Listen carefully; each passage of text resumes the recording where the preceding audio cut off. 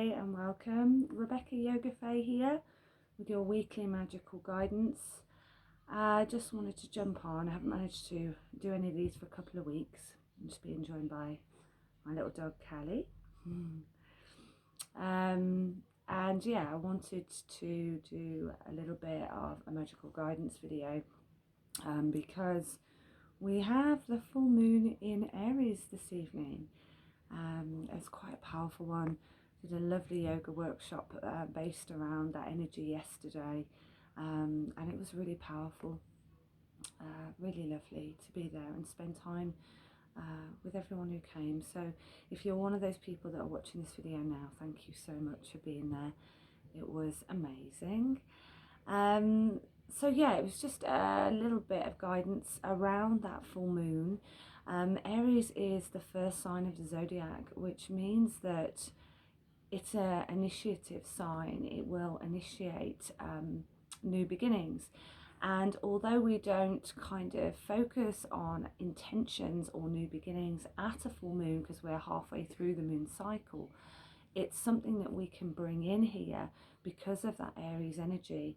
So don't forget, you can still connect to those intentions that you have, even though it's a full moon. And full moons are genuinely, a time for releasing and letting go kind of negativity, old patterns. But with the way that the astrology is kind of linking in with this Aries energy, and we also have Pluto kind of dominating this energy as well. It's kind of about transcending fear. So letting go of those fears to enable you to create a new beginning. So that is kind of where the release comes in, if you like.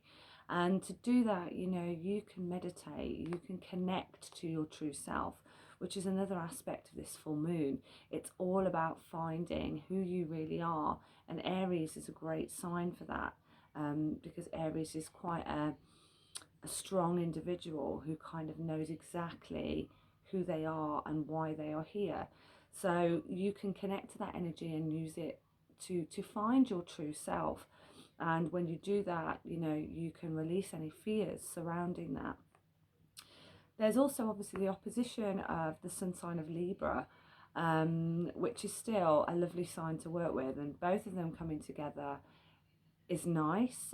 Libra is that sign of peace and harmony and balance, and obviously then you've got that opposing sign of Aries with that initiative kind of drive to get to where you need to be from a place of your true self. So you can find that kind of balance and relationships kind of externally and internally, by connecting to that true self again and releasing any fears surrounding that. So spend time taking it in, take in this energy, and work on you. We're coming to kind of the dark months now of the year, and approaching Samhain, which is a time for kind of going inwards and really connecting deeply to yourself. So now is a time to maybe initiate that and really think about kind of what new beginnings you want to create now. And that gives you then a couple of weeks to kind of start finding your intention and building on whatever this new beginning might be in time for the new moon. So I hope that all makes sense to you. Obviously, I'm here if you want to ask me questions or anything like that, please do.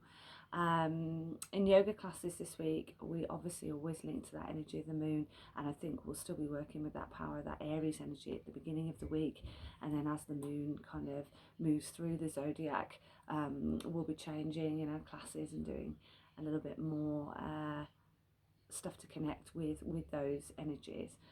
But it's going to start to wane, so obviously that energy starts to slow down, it starts to become quieter, and yeah, we'll be doing that within class as well. While I'm sat here, I really wanted to do a reading with these special cards that I've been waiting to use for some time. And for those of you that follow me on social media, you'll notice that I've I've been doing kind of stories with the readings that I've been getting for myself daily, which has been really, really nice. And they are very special to me because my kind of fairy, sister fairy whisperer, Karen Kay, who is a wonderful woman, a wonderful mermaid queen, who arranges all the fairy events that we attend. These are her cards and they are just spectacular. I know it's probably showing back to front because for some reason it does that with writing on here. But they really, really are gorgeous, and they have this kind of sparkling energy in them. Even if you don't kind of link to fairies, there's an energy in these cards that I just can't explain, because every time I pick a card, it's spot on.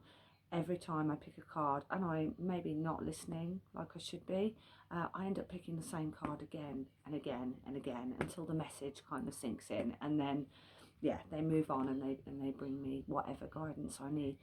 So I really wanted to use these today, and I feel very honoured to have them and to be able to work with them in my practice.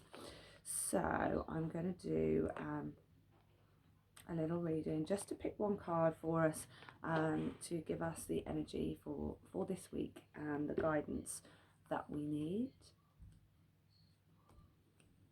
So for a moment here, I'm just going to send my energy down through the cards.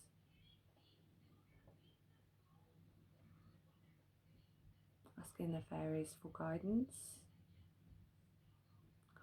surrounding this full moon, guidance for the next week ahead.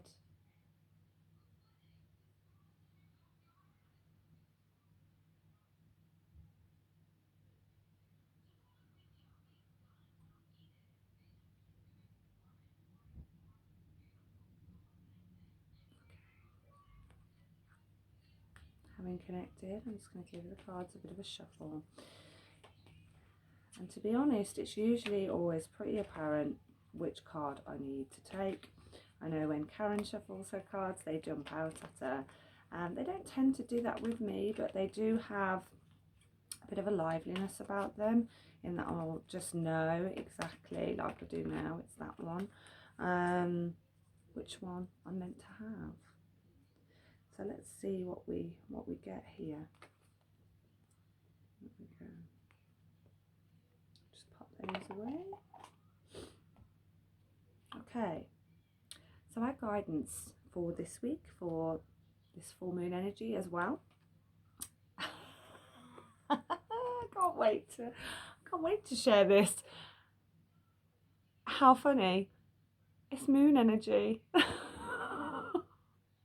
This is how amazing these cards are. I can't tell you, honestly, every time.